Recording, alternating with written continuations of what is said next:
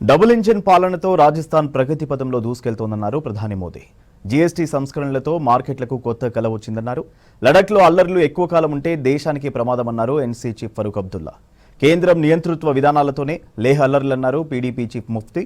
సోనం వాంగ్చుక్ పై కేసులను తీవ్రంగా ఖండించారు పీడీపీ లీడర్లు.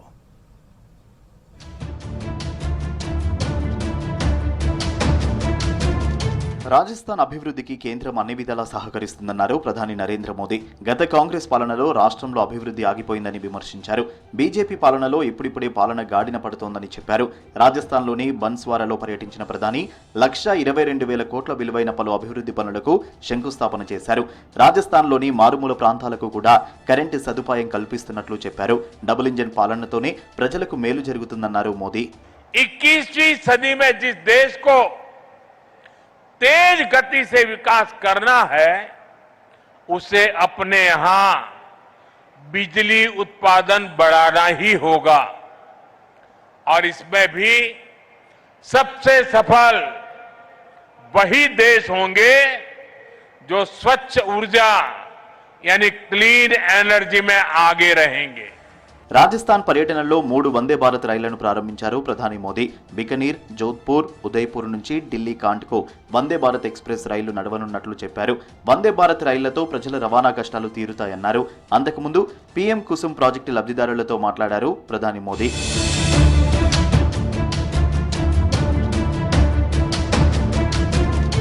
రష్యా భారత్ బంధాన్ని మరింత బలోపేతం చేస్తామన్నారు ప్రధాని మోదీ. ప్రపంచంలో ఆర్థిక అనిశ్చితి నెలకొన్న భారత్ వృద్ధి ఆకర్షణీయంగా ఉందని చెప్పారు.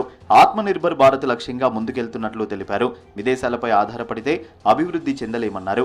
ఉత్తరప్రదేశ్లోని గ్రేటర్ నోయిడాలో ఇంటర్నేషనల్ ట్రేడ్ షోను ప్రారంభించారు పీఎం.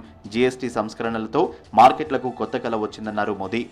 इन डिसरप्शन के बीच आज भारत आने वाले दशकों की नींव मजबूत कर रहा है और इसमें भी हमारा संकल्प है, हमारा मंत्र है आत्मनिर्भर भारत. भारत जैसे देश को किसी पर निर्भर रहना अब मंजूर नहीं है. పండిట్ దీన్ దయాళ్ ఉపాధ్యాయ సేవలు ప్రతి ఒక్కరికి ఆదర్శమన్నారు కేంద్ర మంత్రి జేపీ నడ్డా. ఢిల్లీలో సేవా పఖ్వాడా కార్యక్రమంలో పలువురు కేంద్ర మంత్రులతో కలిసి పాల్గొన్నారు. ప్రజలు పరిసరాలను పరిశుభ్రంగా ఉంచుకోవాలని చెప్పారు. గ్రీన్ ఇండియాతోనే ఆరోగ్య భారత్ నిర్మాణం సాధ్యమన్నారు నడ్డా.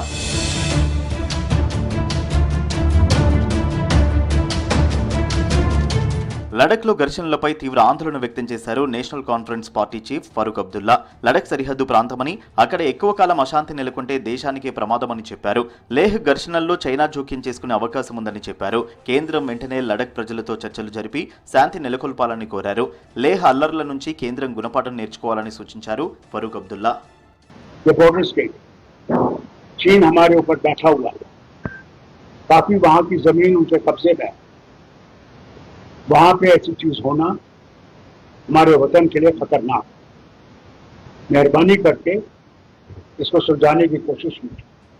కేంద్రం నియంతృత్వ విధానాలతోనే లేహ్లో హింసాత్మక ఘటనలు జరిగాయన్నారు పీడీపీ చీఫ్ మెహబూబా ముఫ్తీ. కేంద్రం తమ భూమిని అక్రమంగా లాక్కుంటోందని లడఖ్ ప్రజలు భయపడుతున్నారని చెప్పారు. లడఖ్ ప్రజలపై నిర్బంధం విధిస్తే పరిస్థితి మరింత చేజారుతుందని కేంద్రాన్ని హెచ్చరించారు.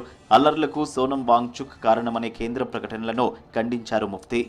कि जिस तरह से ये जम्मू कश्मीर में देखिए हमारे जो यहाँ के होटल वाले हैं उनकी लीज कैंसिल हो रही है, उस पर बाहर वालों के लिए रास्ता बनाया जा रहा है. तो लद्दाख को भी यही डर है कि हमारी ज़मीन जो है वो हमसे छीनी जाएगी, उससे हमारा कल्चर तब्दील हो जाएगा, हमारी नौकरियां हमारी नहीं है.